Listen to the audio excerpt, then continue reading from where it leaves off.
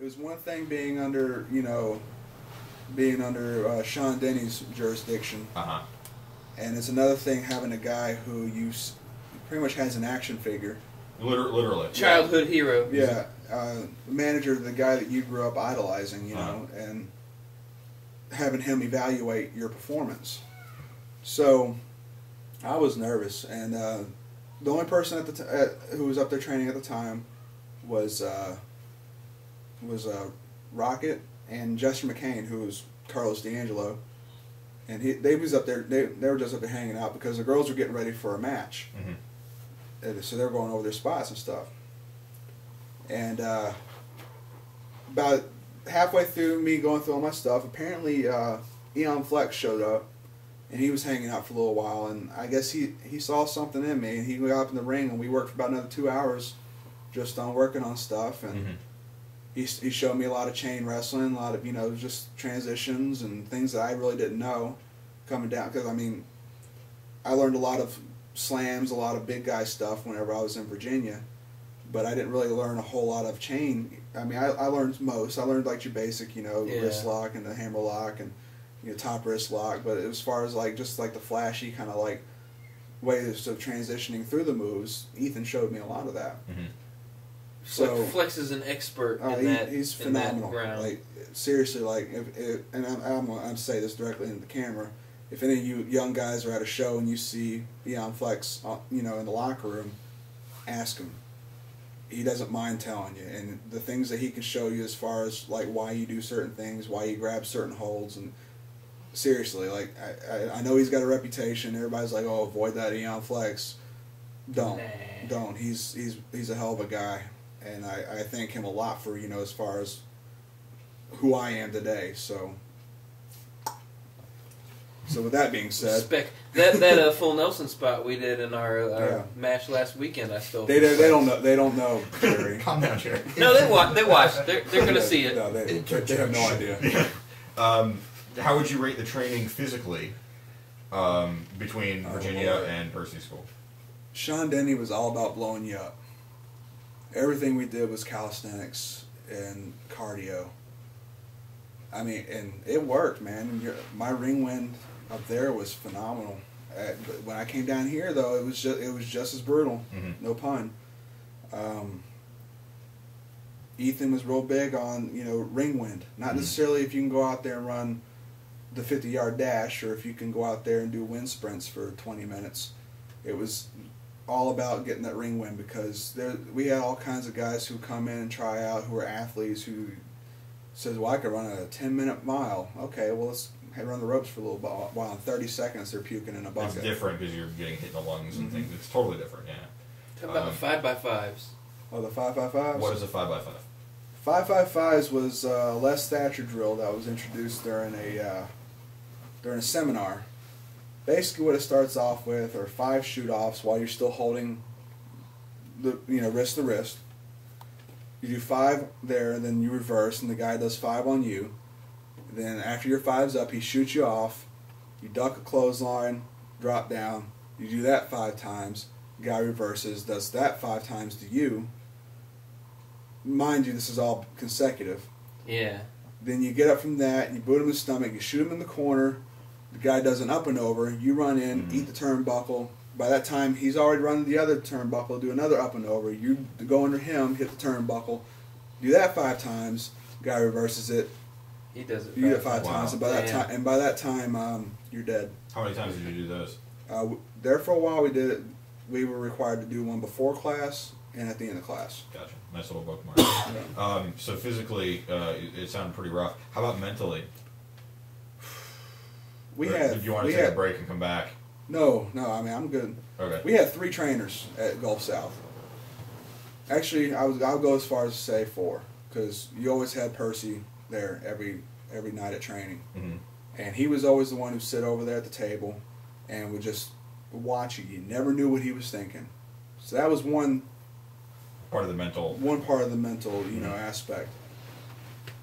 You had Carlos, who would just make fun of you. Who would just like your inability to perform, your weight, your looks. Yeah, you're an idiot.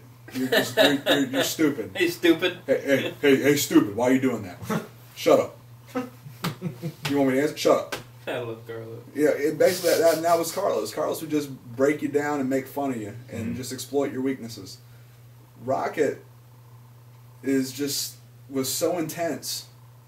He'd be the guy who would just like put you in a hole and just sit there and not even open his mouth hardly, just be like, I want you to understand, son, that I'm like,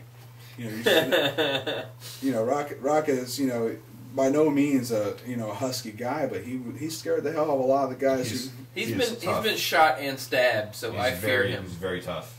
He's a very tough dude. I fear that guy. So that was another mental aspect. Then you had Ethan, who was just laid back. So it almost sounds like Ethan's kind of like the mother role. Yeah, Ethan was the nurturer. Rocket's the father role, and Carlos is kind of the dick older brother. Yeah. Carlos was the dick older brother. Don't emasculate Ethan like that. No, but there's in situations whether it's the Navy or whether it's you have those people who were those roles. Yeah, but now that you said that, I picture Carlos like being the dick older brother with like the mesh football jersey, tossing a football up, calling you a squirt, Damn it. So mentally, was it tougher? Yeah. Than Virginia? Definitely.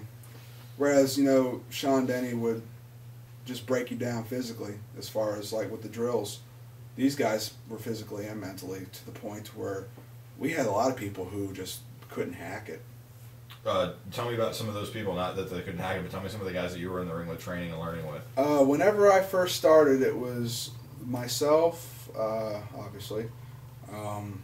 Josh McCain and DJ Pringle.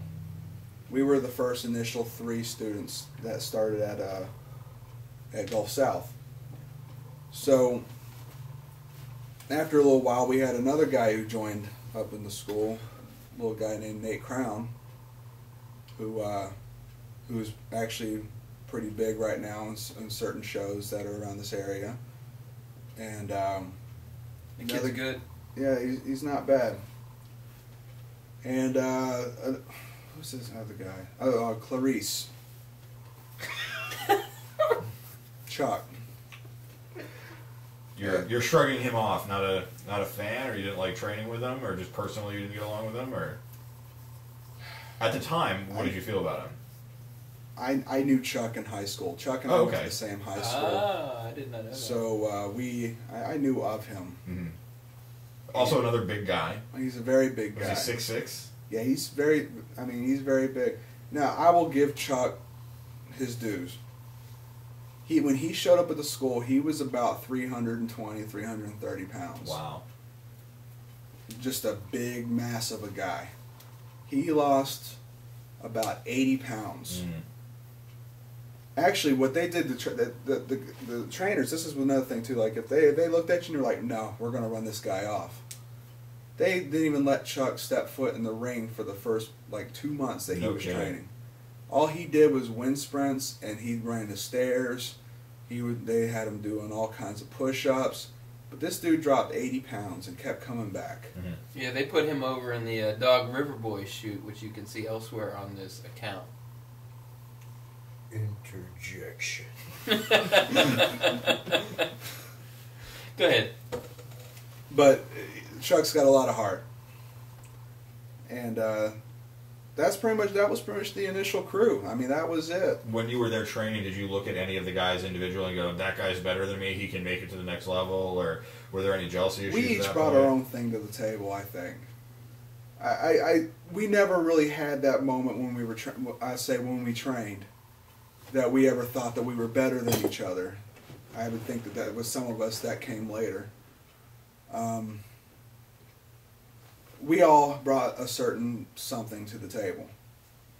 Josh McCain was probably the most comical guy that you'll ever see in the ring. He was just, bless his heart, and he'll tell you in a heartbeat, Joe, I'm not the best wrestler. I wouldn't even call myself a wrestler. I just go in there and I lose. He's very charismatic, though. But he's super charismatic, and he's funny. He gets the crowd going. Chuck is just your big, scary, mean guy with a paintball mask. Yeah.